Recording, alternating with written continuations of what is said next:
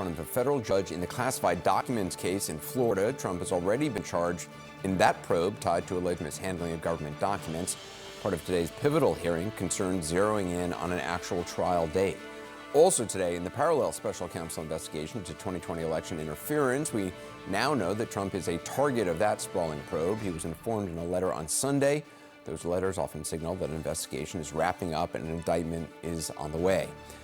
The former president's allies are rushing to his defense. Here's reaction from House Speaker Kevin McCarthy earlier.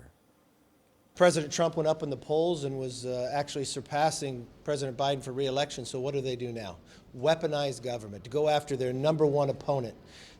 It's time and time again. I think the American public is tired of this. CNN Chief Congressional Correspondent Manu Raju is on Capitol Hill. What more are you hearing from Republicans in Congress?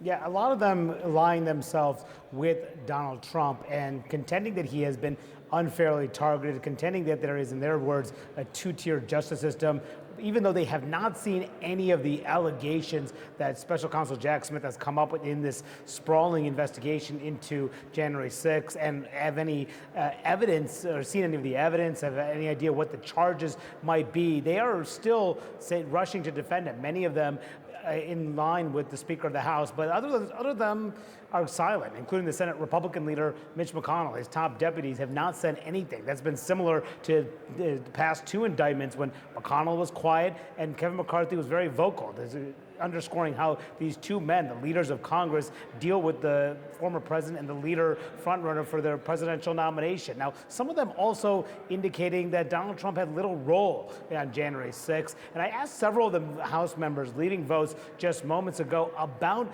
Trump's role on January 6th and whether they believe he was responsible for the violence in the building that day.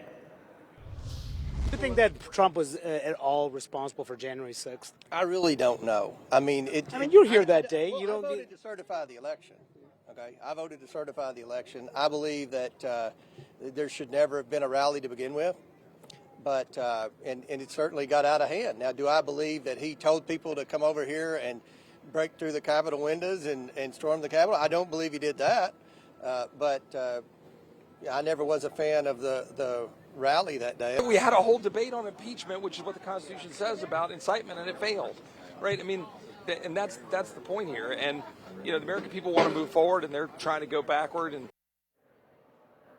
now, there was an impeachment resolution that was offered in the days after January 6, 2021. It was approved on a bipartisan basis in the House, but it was not, Trump, of course, was not convicted in the Senate, which needed 67 votes, but there was bipartisan support to do just that. But there are other calls for other actions that Republicans can take to go after Jack Smith. Since they control the House majority, some of them are talking about going after Jack Smith's budget. That's what some of the hard right members, including Congressman Matt Gaetz and some others, are suggesting that they should do. The Speaker himself has not said whether any actions he would take. He would not answer any questions about if there would be any actions taken against Jack Smith. But Anderson, that's what the House Judiciary Committee is eyeing. They've asked for a number of records from Jack Smith as part of the probe. The Justice Department does not want to provide that as part of an ongoing investigation, but that will be a point of contention in the weeks ahead. Manu Raju, appreciate it. Thanks very much. Wolf?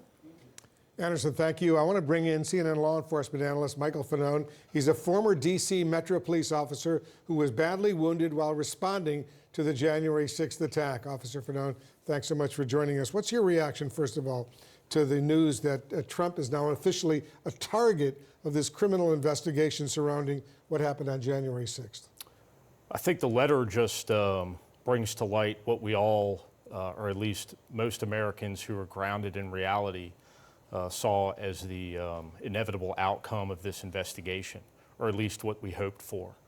But, you know, my first reaction was better late than never. Better late than never. How, as Trump is heading to a campaign event later today in Iowa, how concerned are you potentially about his rhetoric that's going to be emerging? I mean, I'm not in the law enforcement profession anymore, but as somebody who has felt the brunt of his rhetoric, I would be incredibly concerned. I'd be incredibly concerned if I was in law enforcement. I'm incredibly concerned as an American citizen. We know what Donald Trump is capable of, and we know what his rhetoric is designed to do, what it's designed to elicit, whether it's his attacks on the FBI or his attacks on Director Wray, Jack Smith, the federal prosecutor in this case, or Merrick Garland. It's designed to elicit a violent response from his followers. Well, on that point, if he is officially indicted for his role in January 6th, do you fear that his supporters will react and potentially in another brutal way? I think that concerns about that type of reaction are warranted. I mean, obviously we saw what happened on January 6th.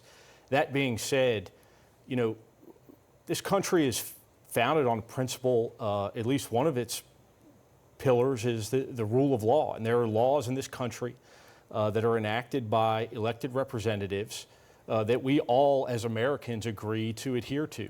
Donald Trump clearly felt he was above the law. And so I'm not concerned with the politics or what type of a response a prosecution of a former president elicits. The Constitution in this country demand that the former president be prosecuted because he broke the law. Well, do you fear potentially another insurrection? I don't know if we'll see something to that magnitude, but I definitely am concerned with you know, smaller groups who are conspiring to commit acts of violence on Donald Trump's behalf. But there's always a potential, depending on his statements. I think people will be watching closely tonight what he says in Iowa. Some of Trump's Republican allies in Congress continue to stand by his side despite all of this, what's going on. Is their defense of Trump potentially dangerous? Absolutely.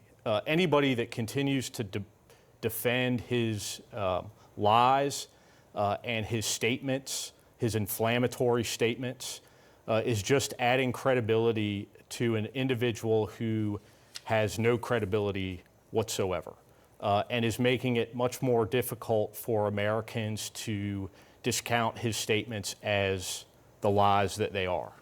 Final question. I know you were badly wounded on January 6th by these insurrectionists. How are you doing?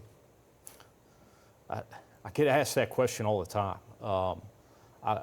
I'm still trying to, I don't know, Wolfman. I'm still trying to figure out what the hell happened, what happened to me, why it is that I'm not a cop anymore. I'm,